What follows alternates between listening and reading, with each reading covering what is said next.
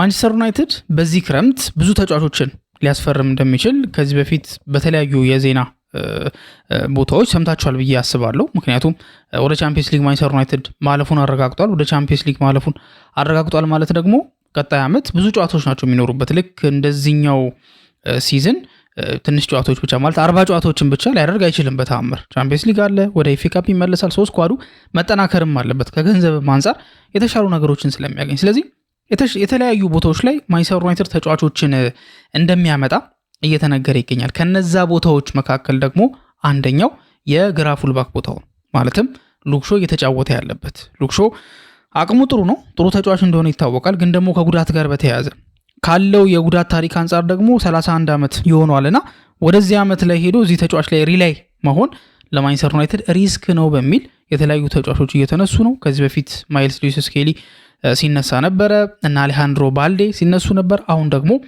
የዌስትሃም ዩናይትዱ ተጫዋች ኤል ሃጂ ማሊክ ዲዩፍ ከማንቸስተር ዩናይትድ ጋር ስሙ እየተያያዘ ይገኛል። ይሄ ልጅ ለምንድን ነው የተፈለገው? ለማንቸስተር ዩናይትድ የሚሰጠውስ ጥቅም አለ ወይ? ወደ ማንቸስተር ዩናይትድ የመግባት ቻንሱ ምን ያህል ነው የሚለውንም ነገር አጠቃላይ ጠቅለል አድርገን ስለዚህ ልጅ ምናነሳው ጉዳይ ይኖራል። ከዛ ውጭ ደግሞ ማይክል ካሪክ በአሰልጣኝነት ዘመኑ ተጽዕኖ ያደረጉበት እነማን ናቸው? በተለያዩ አሰልጣኞች ስር ሰርቷል። ግን እነማን ናቸው ተጽዕኖ ያሳደሩበት የሚለውን ነገር ዘርዘር አድርገን ለመመልከት እንሞክራለን። ምክንያቱም ሁሉም አሰልጣኞች ተጽዕኖ ያሳደረባቸው ሌላ አሰልጣኝ ይኖራልና የካሪክ ማን ነው በነማን ስር እንደሰራ ይታወቃል። ግን ማን ነው በጣም ኢንፍሉዌንስ ያደረገው የሚለውን ነገር ለማየት እንሞክራለን። ከዛ ውጭ ደግሞ በማንቸስተር ዩናይትድ ቤት በአንድ ወቅት ጥሩ ስሙ ሲነሳ የነበረና የተሻለ ተጫዋች ሊሆን ይችላል ተብሎ ታስቦ የነበረው ዳንጎሬ የተባለ ተጫዋች ነበረ። ዳንጎሬ የት ነው ያለው? አሁንስ ምን ላይ ነው ያለው? እጣ ፈንታውስ ምንድን ነው የሚለውንም ነገር እንደዚሁ ዘርዘር አድርገን ለመመልከት እንሞክራለን። ከእናንተ የሚጠበቀው ታዲያ እስከ ፕሮግራሙ መጨረሻ ድረስ አብራችሁም መሆን ነው። ለዚህ ቻናል ታዲያ አዲስ ከሆናችሁ ሰብስክራይብ ማድረግ እንዳይረሳ። ሰብስክራይብ ካደረጋችሁ ደግሞ ሼር በማድረግ ብዙ ቦታ እንድንደርስ እንድታደርጉ እንጠይቃችኋለን። አሁን ወደ ፕሮግራማችን እናመራለን። አሪፍ ቆይታን ተመኘው። ማንቸስተር ዩናይትድ ቅድም እንዳልኳችሁ ቀጣይ ወደ ቻምፒየንስ ሊግ ማለፉን ተከትሎ በክረምቱ ላይ ብዙ እንቅስቃሴዎችን ሊያደርግ እንደሚችል ይጠበቃል። ምክንያቱም ወደ ቻምፒየንስ ሊግ ምሽቶች ተመልሷል ማለት ደግሞ ለማንቸስተር ዩናይትድ ወደ ቻምፒየንስ ሊግ መመለስ ትልቅ ነገር አይደለም። ልክ ማይክል ካሪክ እንደተናገረው ሁሉ ይሄ ኦቨር ሴሌብሬት የምናደርገው ነገር አይደለም ብሎ ተናግሯል። ዲያጎ ዳሎ ደግሞ ይሄ ክለብ በየአመቱ ነው መጫወት ያለበት እንጂ አመታትን እየዘለለ አይደለም የሚሄደውና ለማንቸስተር ዩናይትድ ትልቅ ስኬት አይደለም። አክቹሊ አሁን ካለበት ሁኔታ አንጻር ማንቸስተር ዩናይትድ አሁን ካለበት ይሄ ወቅታዊ ጉዳይ አንጻር ካየ ነው ኦፍኮርስ ትልቅ ነገር ነው፣ ትልቅ አቺቭመንት ነው።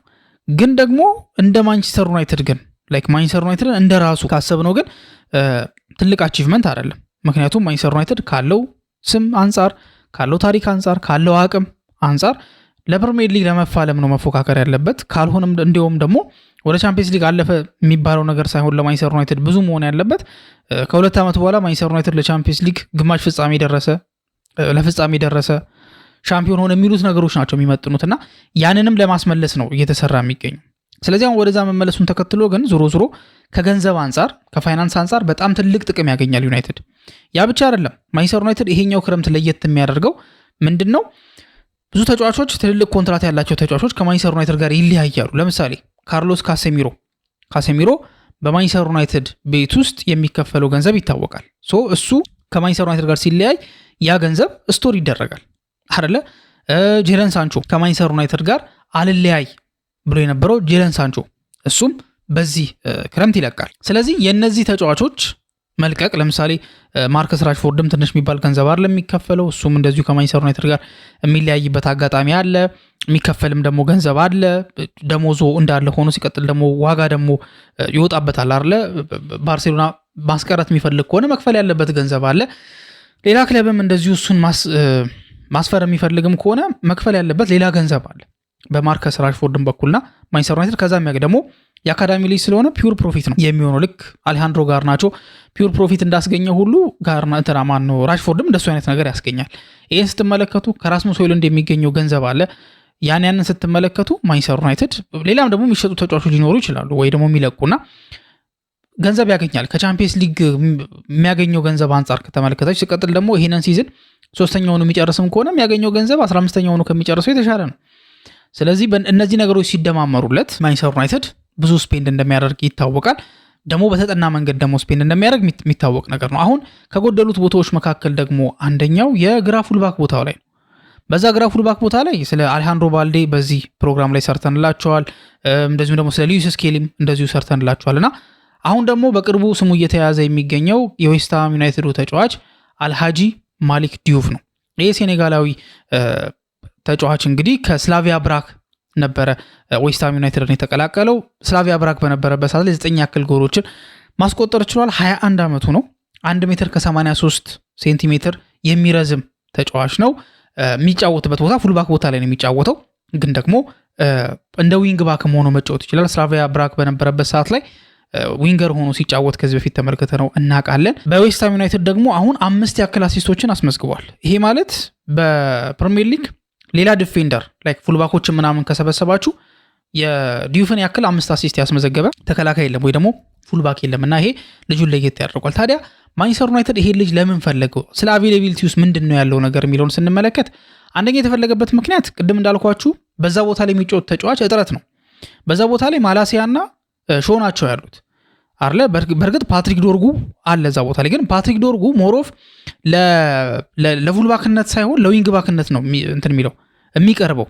ዊንግ ባክ ማለት ደግሞ ይሄ ተከላካይ አይደለም አይደለ? አጥቂ ሆኖ ግን መከላከል የሚችል አጥቂ እንደማለት ነው ዊንግ ባክ ማለት። ሶ ዶርጉ በባክፎር ለሚጫወት ቡድን ዊንግ ባክ ከመሆን ይልቅ ዊንገርነት ነው የሚመቸው አይደለ? በባለፈው እኮ ጨዋታ ከሊቨርፑል ጋር በነበረው የኦልድ ትራፎርድ 35ኛ ሳምንት የፕሪሚየር ሊግ ጨዋታ ላይ እኮ እሱ ተቀይሮ ገብቶ የፈጠረውን ተጽዕኖ ተመልክተናል። በግራ በኩል ነው የሚጫወተው ልጁ ማለት ነውና የዋይድ አድቫንቴጅ ይሰጣል ለማንቸስተር ዩናይትድ። ስለዚህ እሱን እንደ ዊንገር ኮንሲደር አድርጎት እንጂ እንደ ፉልባክ ኮንሲደር አይደረግም። ስለዚህ እዛ ቦታ ላይ ሉክሾ ነው ያለው ከማላሲያ ውጪ ማለት ማላሲያ እንደምታውቁት ነው። ሉክሾ ነው ያለው እዛ ቦታ ላይ።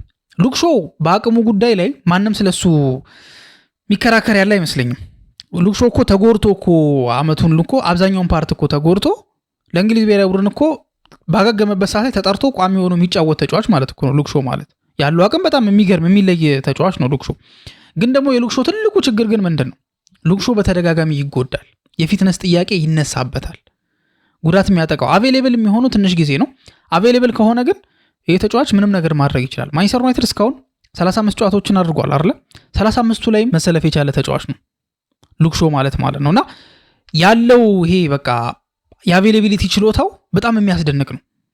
በዘንድሮ ማለት ነው በዘንድሮ የአቬሌቢሊቲ ችሎታው የሚያስደንቅ ነው። ግን በዘንድሮ ይሄ የወሰንኩት ለምንድን ነው?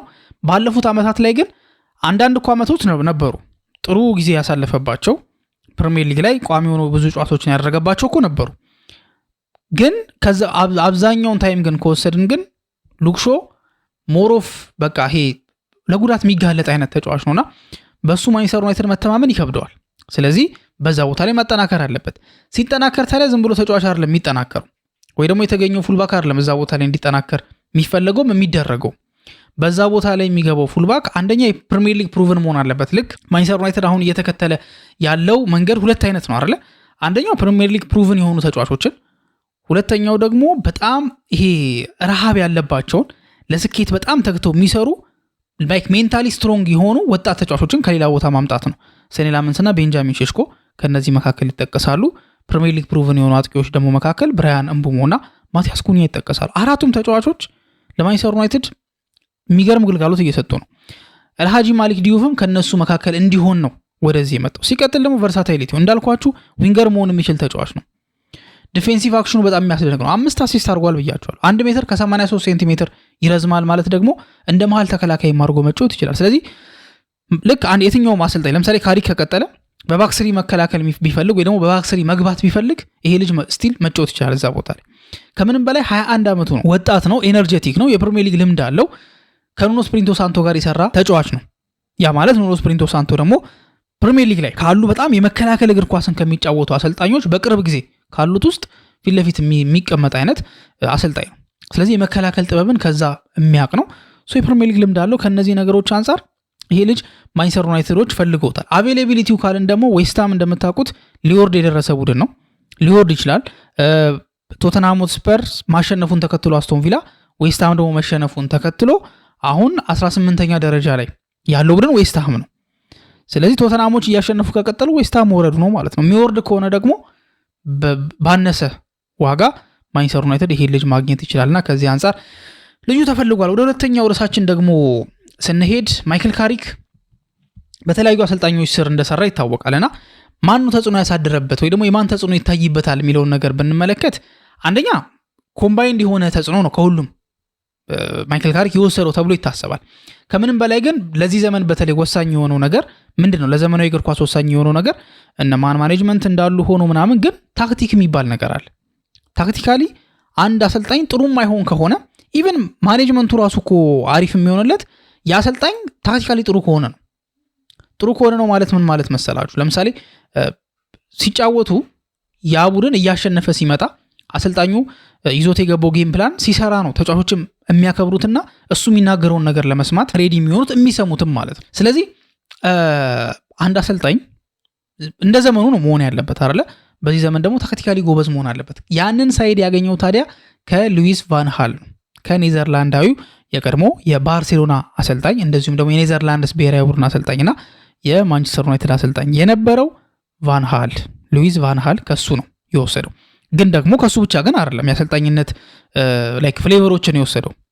በዋናነት ከሶስት ኤሊት አሰልጣኞች ጋር ሰርቷል። ከፈርጉሰን ጋር፣ ከቫን ሃል ጋርና ከሆዜ ሞሪኒዮ ጋር። ሶስቱ አሰልጣኞች በተለያየ ክለብ ትልልቅ ክብሮችን ያገኙ አሰልጣኞች ናቸው። ከሶስቱም የወሰደው ነገር አለ። ሶ ከነማን ምን ወሰደ የሚለውን ነገር ስንመለከት ማኔጅመንትን ከሰር አሌክስ ፈርጉሰን ነው የወሰደው ተብሎ ይታሰባልና ኩኒያ ምናልባት ስለሱ ሲናገር ሁሌ ያስታውሰናል። በእነሱ ጊዜ ስለነበረው ማንቸስተር ዩናይትድ ያስታውሰናል፣ ይነግረናል አለ እና ማኔጅ የሚያደርግበት መንገድ የሚያስደንቅ ነው።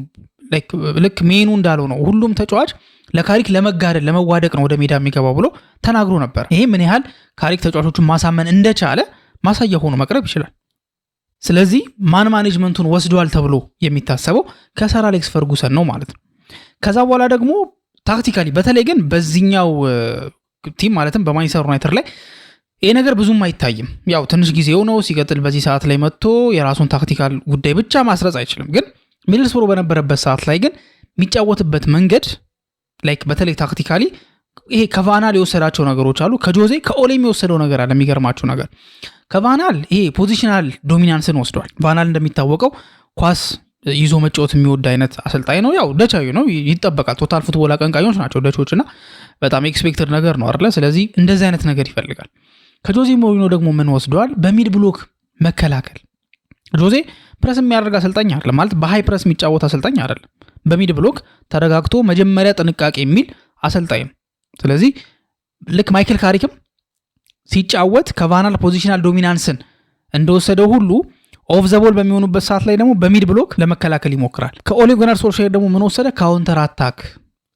ኦሌ እንደሚታወቀው ማንቸስተር ዩናይትድ በነበረበት ሰዓት ላይ በጣም ከሚታወቅበት ችሎታው መካከል አንደኛው የካውንተር አታክ አቅሙ ነው።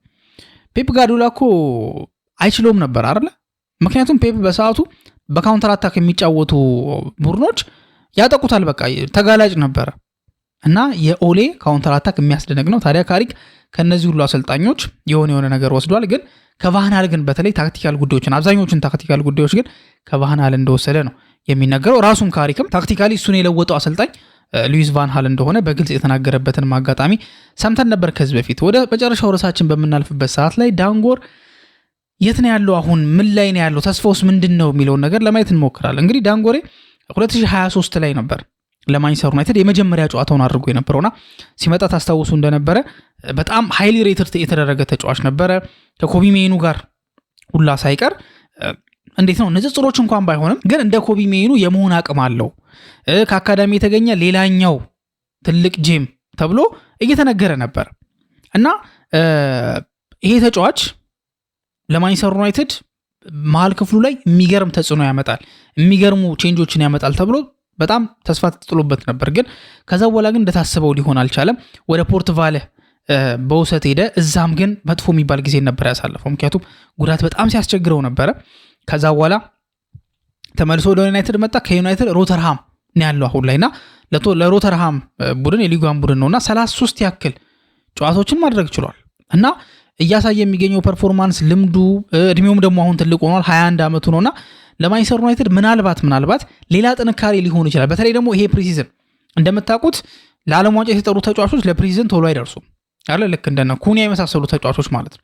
ስለዚህ አብዛኛው እድል ለወጣቶቹ ነው የሚሰጠው፣ ለነ ጄጄ ገብርኤል፣ ለነ ቺዶ ኦቢ ማርቲን፣ ለነ ዳንጎሬ ለነዚህ ነው የሚሰጠውና በዚህ ፕሪሲዝን ላይ ታይቶ ልጁ አቅሙ ስቲል ጥሩ ከሆነ ወደ ማንቸስተር ዩናይትድ ዋናው ቡድን ይቀላቀላል፣ ካልሆነ ወደ ሌላ ውሰት ይሸኛል።